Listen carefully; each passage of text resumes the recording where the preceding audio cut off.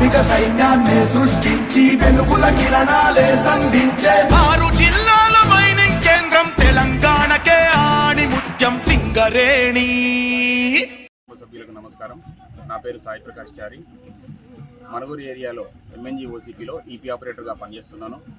ప్రతి సంవత్సరం లాగానే ఈ సంవత్సరం కూడా 33% లాభాల వాటాను ప్రకటించినటువంటి యాజమాన్యానికి మరియు ప్రభుత్వానికి, అదేవిధంగా దానిని సాధించడంలో కృషి చేసినటువంటి గుర్తింపు ప్రాతినిధ్య సంఘాలకి ధన్యవాదాలు తెలియజేస్తూ ఉన్నాం.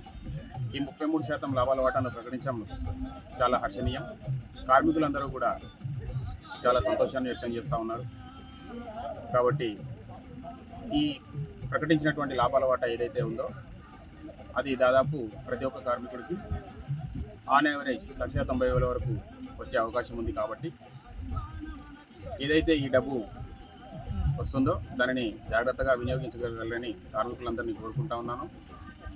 మరొకసారి ఈ హక్కును సాధించినటువంటి గుర్తింపు ప్రాతినిధ్య సంఘాలకి, సింగరేణి సిఎండి గారికి, అదేవిధంగా సీఎం గారికి కూడా మరొకసారి కార్మికుల తరఫున ధన్యవాదాలు తెలియజేస్తూ, నా పేరు జే రాంబాబు. నేను సెక్యూరిటీ గార్డ్గా కేజీఎం ఏరియాలో పనిచేస్తున్నాను.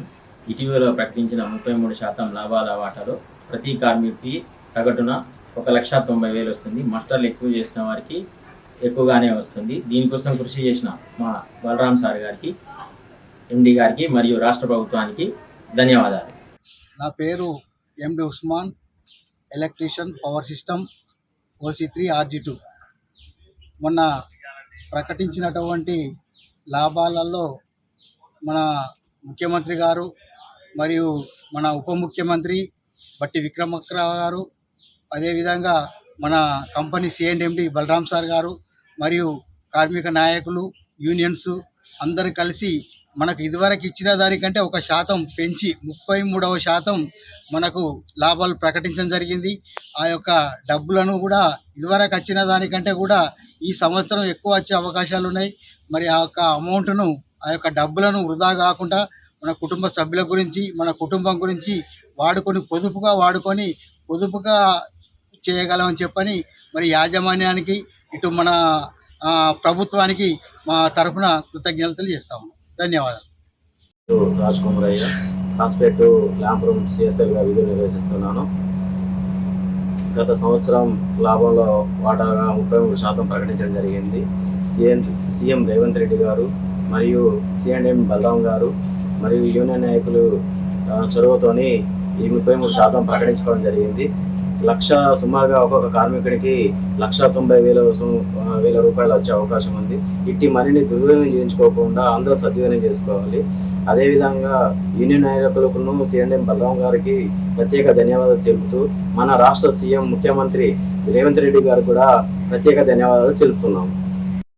లాభాల వాటా ప్రకటించడం జరిగింది. దానికి గాను గవర్నమెంట్కు, యూనియన్ సంఘాలకి అందరికి చాలా ధన్యవాదాలు.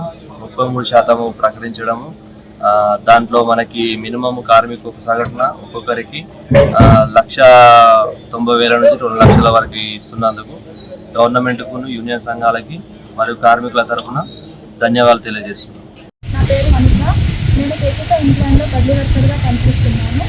గత ఏడాది 32% లాభాల వాటా అంటే ఈ సంవత్సరం 1% లాభాల వాటా పెరిగినందున నేను మరియు మహిళా కార్మికులు అందరూ సంతోషిస్తున్నాము. సిఎండి గారికి, రేవంత్ రెడ్డి గారికి మరియు యూనియన్ ప్రతినిధులకు అందరికీ నా నమస్కారం తెలియజేస్తున్నాను. ఈ లాభాల వాటాతో మా పిల్లల చదువులు ఇంకా తదితర అవసరాలకు ఉపయోగపడుతుందని నేను అనుకుంటున్నాను. అందరికీ నమస్కారం.